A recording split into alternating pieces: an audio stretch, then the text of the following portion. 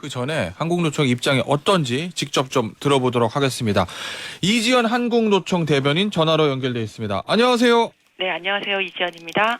예, 7년 5개월 만에 경사노위 전면 불참이 어제 결정이 됐는데 네. 어제 보니까 논의가 굉장히 좀 길었다고 그러더라고요. 네, 어제 네. 분위기가 좀 어땠습니까? 앞서서도 말씀드렸듯이 김주경 사무처장이 피범벅이 된 채로 구속됐습니다. 그래서 이 사건에 대해서 이건 너무 해도 너무한다는 성토가 이어졌고, 한국노총이 윤석열 정부의 반노동 정책과 노동 혐오 정책에 대해서 분노하고 투쟁해야 된다는데 이견이 없었습니다. 다만 사회적 대화 부분에서는 약간의 의견 차이가 있었는데요. 윤석열 정부가 계속해서 한국노총과 노동계를 부패 개혁 세력으로 몰고 노동 혐오를 조장하는 것은 상대를 사회적 대화의 주체로 인정하지 않는 것이 있고, 이번 폭력 진압과 구속 사태도 도저히 묵과할 수 없다는 의견이 지배적이었습니다. 그래서 네. 이 사건을 일으킨 건 경사노위, 근데 또 다른 의견도 있었는데요. 예. 이 사태를 일으킨 게 경사노위가 아닌데 왜 경사노위를 탈퇴하는 것인가에 대한 의견도 좀 있긴 했습니다. 근데 분노하고 투쟁해야 될 때가 맞다는 것에는 거의 의견이 없었고요. 예. 그리고 그럼에도 불구하고 한국노총은 역사적으로 사회적 대화를 아주 중요하게 여겨온 조직이기 때문에 그렇죠. 완전한 탈퇴는 좀 신중해야 된다는 의견도 있었습니다. 자, 그래도 완전한 탈퇴까지는 안 가고 일단 대화만 전면 중단하는 건데 네. 혹시 나중에 복귀를 하시게 된다면 그 조건은 뭐가 있을까요? 아니 지금 딱 복귀를 논하기는 좀, 저희 지금 이제 정부가 대화하지 않겠다라고 이제 예. 선언한 마당에 어떻게 하면 복귀하겠다 이런 논의가 이루어지진 않았고요. 예.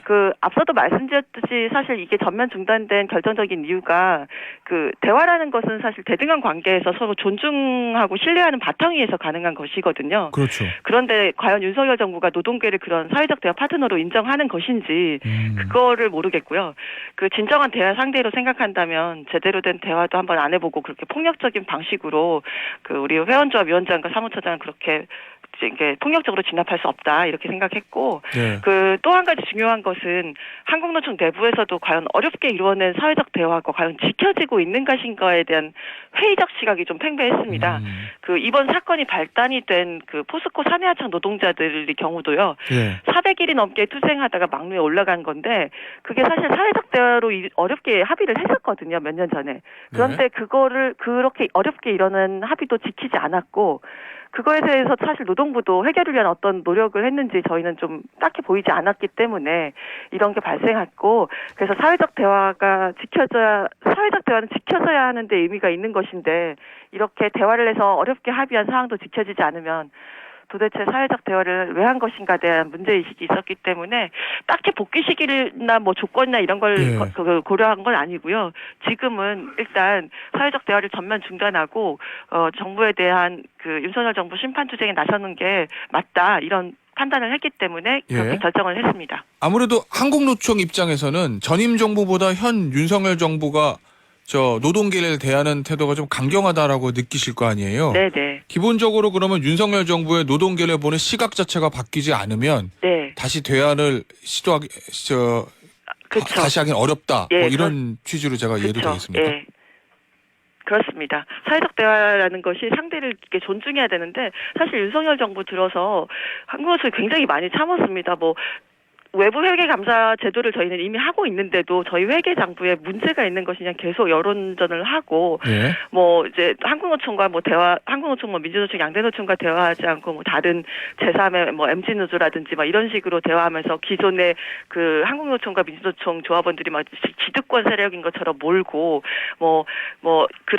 또 앞서 말한 회계 장부를 가지고 국가 고조원 몇십억을 또 다 중단하고, 그것에 이제 한국노총의 지역에서 상담하는 노조 간부들의 이게 임금이 다 달려있는 문제인데도 그런 식으로 하고, 한국노총에 대해서 굉장히 적대적인 행보를 보여왔거든요. 그럼에도 불구하고 한국노총은 사회적 대화를 굉장히 중요시했기 때문에 그런 것을 중단하겠다 이런 것을 선언하지 않았습니다. 하지만 이것은 이번에 폭력 사태는 도저히 있어서도 안 되고 일어나서 안 되는 일인데, 이걸 진짜 한국노총을 사회적 대화 파트너로 인정한다면 일어날 수 없는 일이었기 때문에 이번 사태에 대해서는 도저히 묵과할 수 없다. 그런 기본적으로 그런 생각을 가지고 있고 윤석열 정부가 그런 기조가 바뀌지 않는 한 한국노총의 그 사회적 대화는 무의미하다. 그렇게 생각하는 것이 지배적입니다. 알겠습니다. 네. 저 오늘 저 최저임금위원회 전원회의가 있는 걸로 알고 있는데 거기는 참석을 하신다는 거잖아요. 그것까지 보이콧 하신다는 건 아닌 거죠? 네네. 왜냐하면 그 이제 최저임금 같은 경우에는 한국노총 조합원뿐만 아니라 우리나라 전체 저임금 노동자의 문제가 걸린 사안이기도 하고요. 네. 민주노총도 같이 들어가고 있는 위원회이기 때문에